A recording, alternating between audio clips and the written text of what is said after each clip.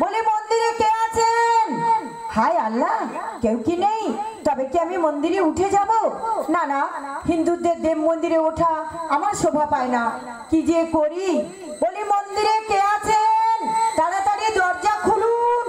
কে কে এমন চিৎকার করে ডাকে, অসময়ের মন্দিরের পূজার ব্যাঘাত ঘটায়? এ কি, আপনি মন্দিরে পুজো হচ্ছে শুনতে পাচ্ছেন না? আমায় চিনতে পারছো না ভাইজান? আমি আব্বাসী। কি হয়েছে বহিন, তোমাকে এত চঞ্চল মনে হচ্ছে কেন? সর্বনাশ হয়ে গেছে ভাইজান, সর্বনাশ হয়ে গেছে। সর্বনাশ? হ্যাঁ ভাইজান, জলদি জলদি মন্দিরে দরজা বন্ধ করে দাও। কেন, কি হয়েছে? শয়তান আসছে ভাইজান, শয়তান আসছে। শয়তান? হ্যাঁ ভাইজান, ইবলিসের চেয়ে বড় শয়তান, দেবতার দুশমন, হিন্দুর আতঙ্ক, সেই জানোয়ার হাজী মোল্লা সাহেব। হাজী মোল্লা সাহেব, যার নাম শুনে হিন্দুরা ভয়ে তত্তর করে কাঁপে, যার পদাঘাতে লক্ষ লক্ষ দেবতার বিগ্রহ চূর্ণ বিচূর্ণ, বাংলায় এখন নিমিত পল্লীর দেউলের দেওয়ার, যার অত্যাচার বন্ধ হয়ে গেছে, সেই শয়তান আসছে দেবী গ্রামের মাটিতে। বলো বলো আব্বাস বহিন, এই খবর তুমি কোথা থেকে পেলে? দেবী সাওরের ঘাটে। কি বলছো বহিন? ভাইজান, আমি যখন কলসি কাঁখে নিয়ে পানি আনতে গিয়েছিলাম দেবী সাওরের ঘাটে, হঠাৎ শুনতে পেলাম বনের মধ্যে কারা যেন ফিস ফিস করে কথা বলছে। তারপর হাত মেলে চেয়ে দেখি হাজী মোল্লা সাহেব আর মুর্শিদ কুলি নফর শয়তান আলী বর্দি খান আজ রাতেই মন্দিরে হানা দেবে।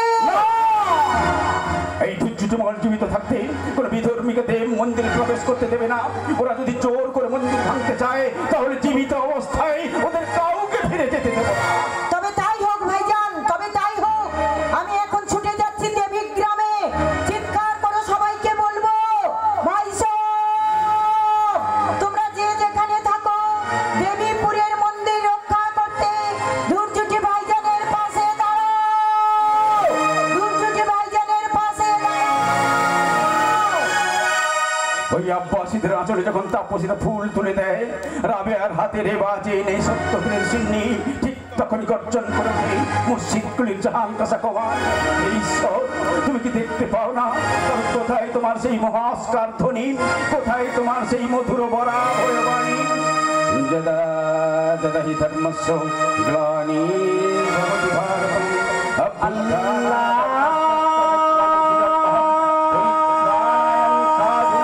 বিনাশায় চ দুষ্কৃতম ধর্মং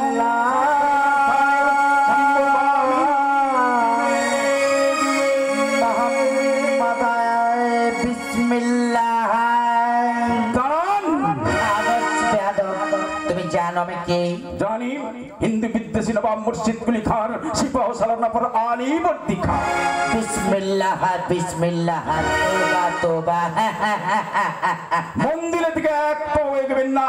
আমি কারোর ভয়ে কোথাও দাঁড়াইনি বেয়াদব। আজ প্রথম দাঁড়াবেন। আমি নামাজ পড়ি। এটা মসজিদ নয় আলী বর্দি খান, মসজিদ আমি বানিয়ে নেব। তা কোনোদিন তুমি পারবে না শয়তান, কারণ এই মন্দিরের প্রতিষ্ঠাতা দিনাজপুরের রাজা উদয় নারায়ণ বহুকাল ধরে হিন্দুরা এই মন্দিরে পূজা অর্চনা করে এসেছে। তোমাদের দেবতা তো পাথরের মতো, আমরা এই পাথরের বুকে প্রাণ প্রতিষ্ঠা করি। তাই না? এ কথা আমার একার নয়, বেদ বেদান্তের কথা। আর্য ঋষিরা ভাব এবং বস্তুর সংমিশ্রণে তৈরি করেছেন দেবতার বিগ্রহ। এই মন্দির আমি ভেঙে গুঁড়িয়ে দেব। আমার জীবন থাকতে তা তুমি কোনদিন পারবে না আলী বর্দি খান। তোমাদের ধর্মদাতার বর্বর অভিযানে ধ্বংস হয়ে গেছে হাজার হাজার দেবতার মন্দির। তোমাদের খেয়ালের খেয়ায় রাজা সীতারাম রায়ের সোনার ভূষণ মাটি আজ লালে লাল। তাই এই ধার্মিক দুর্যোগে মঙ্গল জীবিত থাকতে দিনাজপুরের মাটিকে নর রক্তের প্লাবনে কলঙ্কিত করতে দেব না। করবো হিন্দু, তার আগে তোমাকে নর বলি দেব শয়তান। তোর জীবন্ত মাথাটা আমি এখানে। মৃত্যু জন্য তৈরি হও, যদি প্রাণের মায়া থাকে তাহলে দিনাজপুরের সীমানা থেকে পালিয়ে যাও। আফগান আলী বর্দি কখনো পালাতে শেখে নেই বেয়াদব। তাহলে এই মন্দিরের সামনেই তোমাকে জীবন দিতে হবে। জরুর জরুর জরুর, তবে আমাকে নয় তোকে।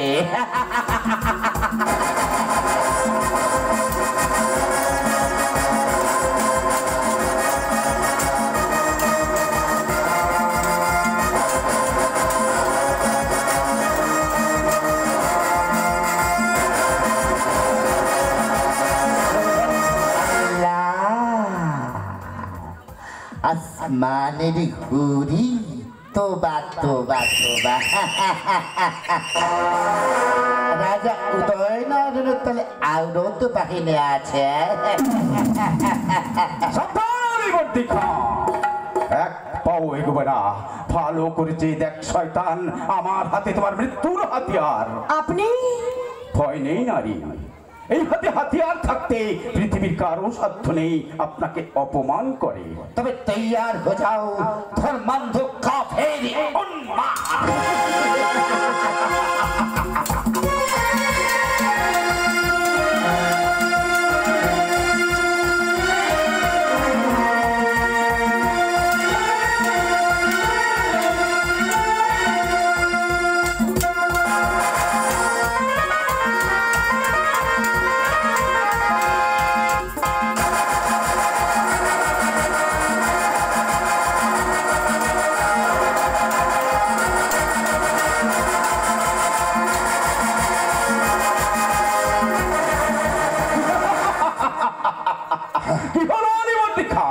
তোমার দিলের তাকত কোথায় গেল? এইবার এইবার যদি তোমাকে বন্দি করে কারাগারে নিক্ষেপ করি। ওই অন্ধকার লঘু পিঞ্জরে জীবন যাপনের জন্যই আলীবর্তীর জন্ম হয়। ওই আলোকটাকে দেখে তোমার দিলে ঘোষ জন্মেছে। মনে রেখো হিন্দু, তোমার অহংকার আমি চিরতরে খুঁজিয়ে দেবো, আর এই আলোকটাকে আমি জলদি জলদি তুলে নিয়ে যাব শুধু মুর্শিদা। तुम बहुत होशियार हो जाओ हसीना। यही है मेरा खुदा की कसम।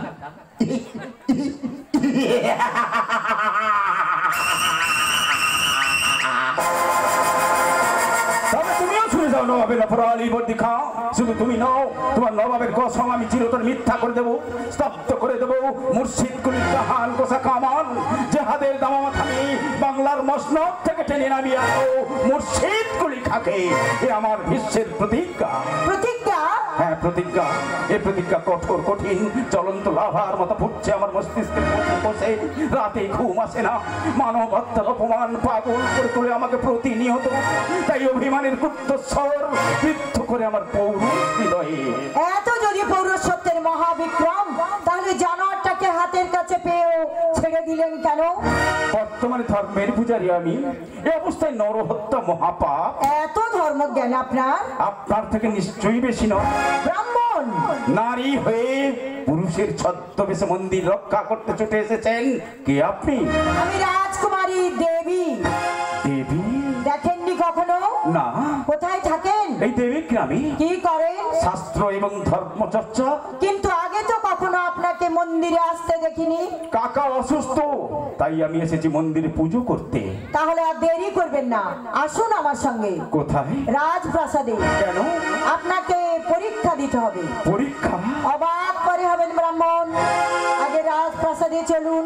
কিন্তু সেখানে তো আমার প্রবেশ নিষেধ। কেন?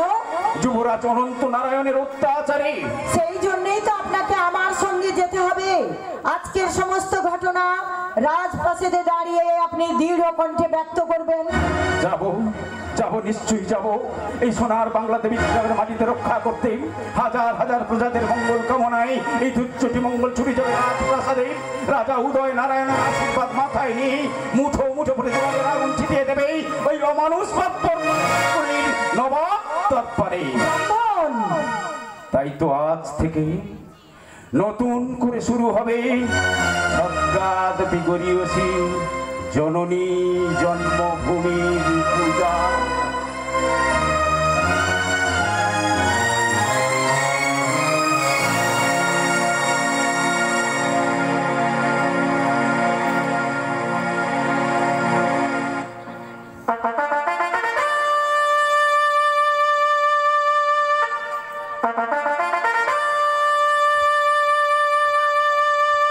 হাসছে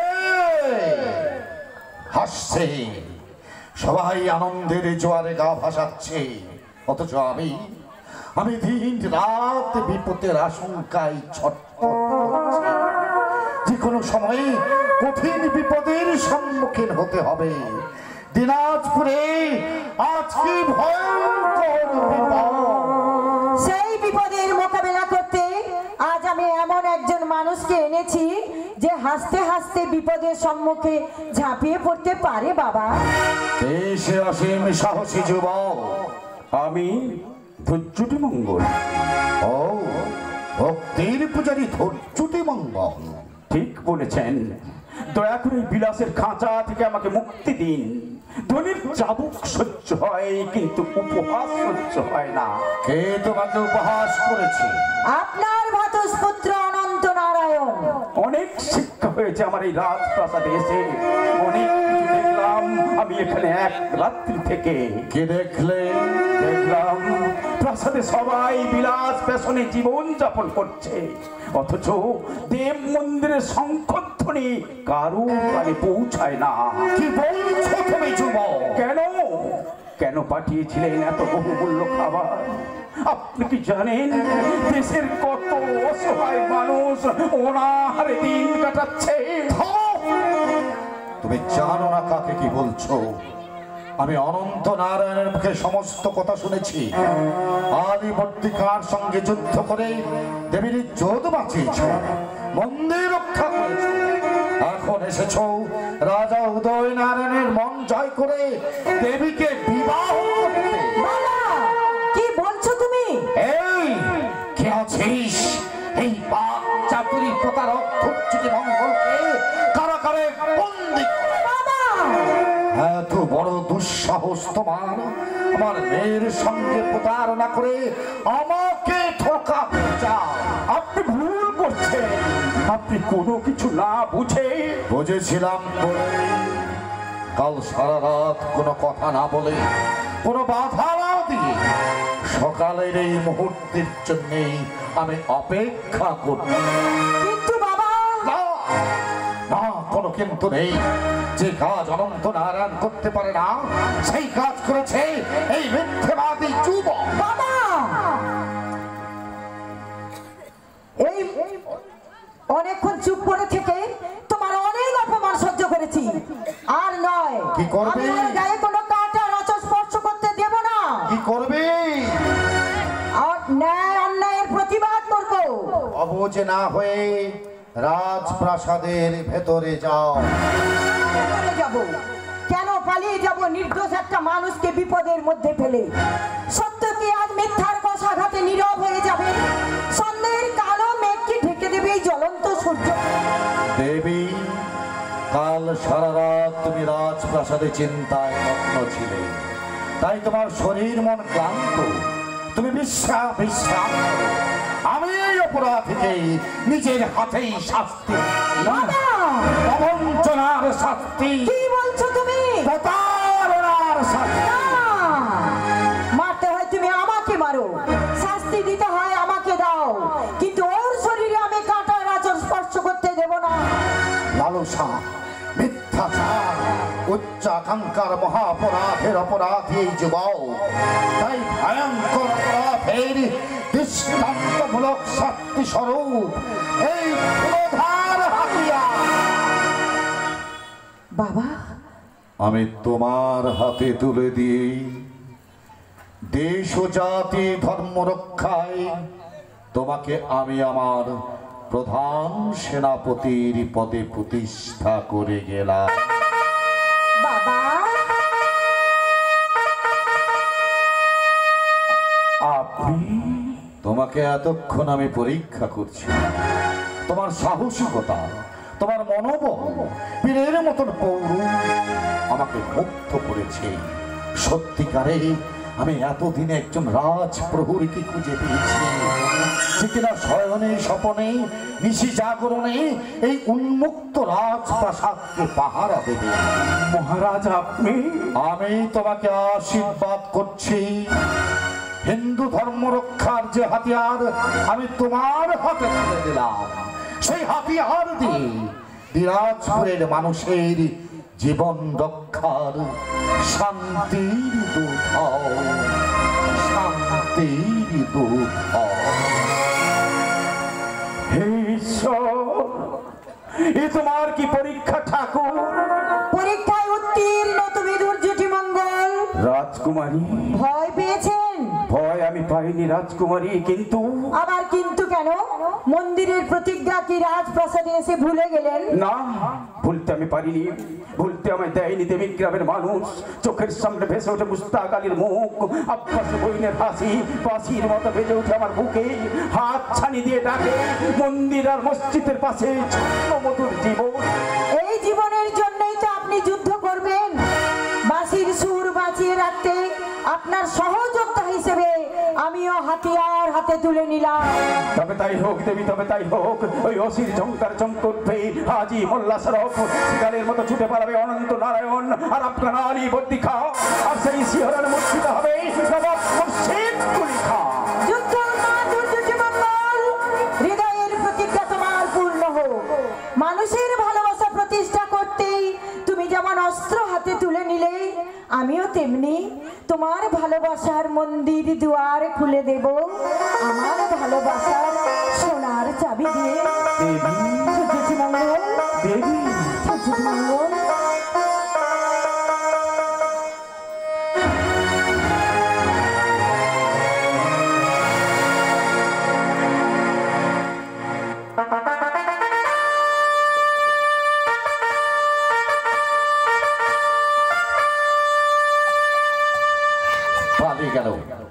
পালিয়ে গেল কাফের ধর্ষিনী বাংলা। আমি তাকে ধরেছিলাম, তার বুকে চেপে বসেছিলাম, কাবার থেকে মুখ করেই তার গর্দনে চালিয়েছিলাম কোটবালের ছুঁড়েই। মগর আমাকে ঠেলেছে পালিয়েছে। কোথায় পালাবে, কোন জাহান্নামে যাবে? ওই তো আমাকে থেকে হাসছে। তুই হ্যাঁ বেটা কোদালি ভর্তি খাও, যেন আপনাকে কতল করো, কতল করো। জাহাপনা, জাহাপনা কে? ও আলী বর্তি খান। আপনি কি খোয়াব দেখছিলেন জাহাপনা? খোয়াব? অবশ্য খোয়াব কখনো কখনো সত্যি হয় জানা। আমি এখন কোথায় আলীবর্তী? জেহেল সেদিনে জাহাপনা। তবে কোথায় গেল সেই জিম্মি কাফে? কার কথা বলছেন জনাব? যাদব, রাজা উদয় নারায়ণ ধর্মপুত্র কাফের ধর্ষিনী মঙ্গল। তাকে আমি বন্দি করে এখানে নিয়ে আসতে পারতাম, কিন্তু পারুনি। এই তো, কিন্তু আমি তাকে চিনেছি, নিজের চোখে দেখেছি। যখন সুবে বাংলার তামাম মন্দির ভাঙা হয়ে গেছে, আসমানে মাথা তুলে দাঁড়িয়েছে মসজিদের গম্বুজ, তার মাথার উপর উঠছে অর্ধচন্দ্র কাঙ্ক্ষিত ইসলামের মৃত্যু দিশা। অবাক বিস্ময়ে চেয়েছিলাম লাখো লাখো নামাজি জমায়েতের দিকে। সারা দুনিয়ার তো সারা রাতে নেই, বাংলার নরম মাঠে হিন্দুদের রক্তে লাল লাল আমার জিহাদ যুদ্ধের ভয়ঙ্কর তাছাড়ে বেতারতের চোখে শুধু পানি আর পানি। জাহাপনা, কোটি কোটি শিশু কাঁদছে, তামাম দুনিয়ায় আসমান কেঁপে উঠছে, আর লাখো লাখো ইসলাম সারা বাংলার জয় করে দিচ্ছে নবাব মুর্শিদ কুলি খার নামে।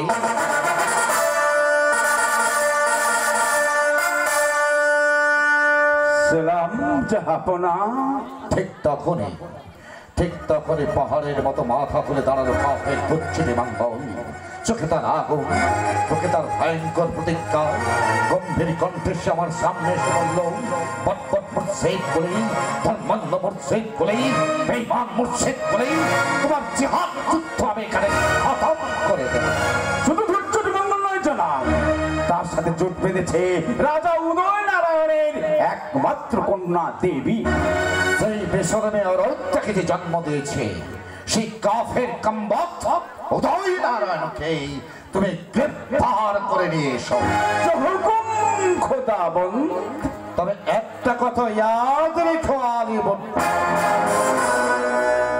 দোসরাবার কসুর আমি মাফ করি। এবার শুধু হাতে ফিরে এলে এই হাতিয়া আমি তোমার কলিজায় বসি। তার আগেই বন্দর বান্দা আলীবর্তী খাঁ নিজেই নিজেকে কোরবানি দিয়ে শেষ সালাম জাহাপনা, শেষ সালাম আপনাকে জানিয়ে যাবে। রাজা উদয় নারায়ণ তোমার সিপাহ চলা ধরছি মঙ্গল জানে না নবাবপুর সিদ্ধিকার হৃদয় পাথরের মতো শক্ত আমার খোয়াব থেকে দিতে চাইলেই জাহান প্রসাদ কামান দেই তোপের মাথায় উড়িয়ে দেব ওই হিন্দু কাফের মাথাটা সারা বাংলাকে বানাবো আমি এক ভাই আলফেরি তো যা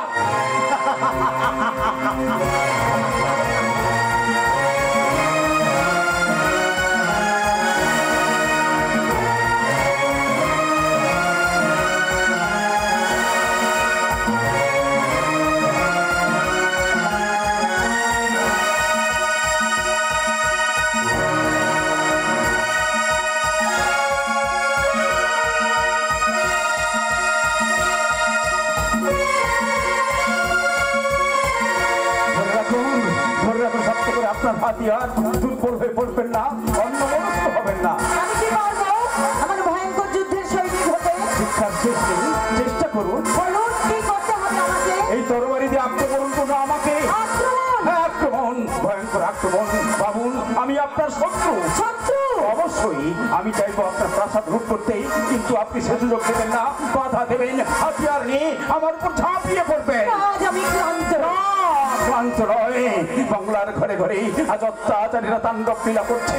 অমানুষদের বিষাক্ত নিঃশ্বাসে শুকিয়ে যাচ্ছে মানুষের মুখের হাসি। আপনি সেই অত্যাচারী মানুষদের বিরুদ্ধে গর্জে উঠবেন না? বলুন বলুন রাজকুমারী, বলুন। আমি পারছি না, আমি কিছুতেই ভাবতে পারছি না। তবে কোথায় গেল সেই তনুজ তরণী রূপ, যে রূপ দেখে আমি চমকে উঠেছিলাম, ভেবেছিলাম সম্মুখে এক জ্বলন্ত অগ্নিশিখা। চুপ করুন, আপনি চুপ করুন, এভাবে আমাকে দুর্বল করে দেবেন না। তবে কোনো সংশয় নয়, কোনো বিহল নয়, যুদ্ধ করুন, যুদ্ধ করুন রাজকুমারী, যুদ্ধ করুন। তবে তাই হোক, এই যুদ্ধ যেন হয় দিনাজপুরের মানুষের মঙ্গল যুদ্ধ।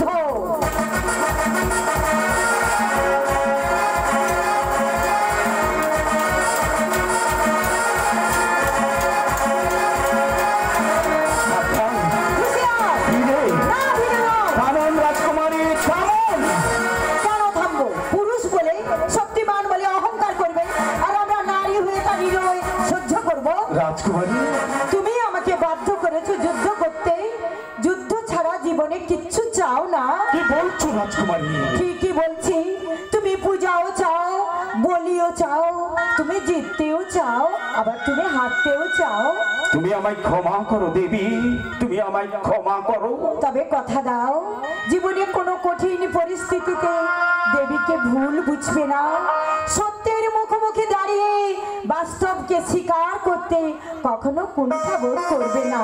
কথা দিলাম, বিলাসের বৈভবে প্রতিপালিত হয়েও তোমার হৃদয়ের পরম রত্ন তুমি যেমন আমাকে উপহার দিলে, আমিও তেমনি তোমার এই প্রেমের মর্যাদা আমার জীবন দিয়ে রক্ষা করবো।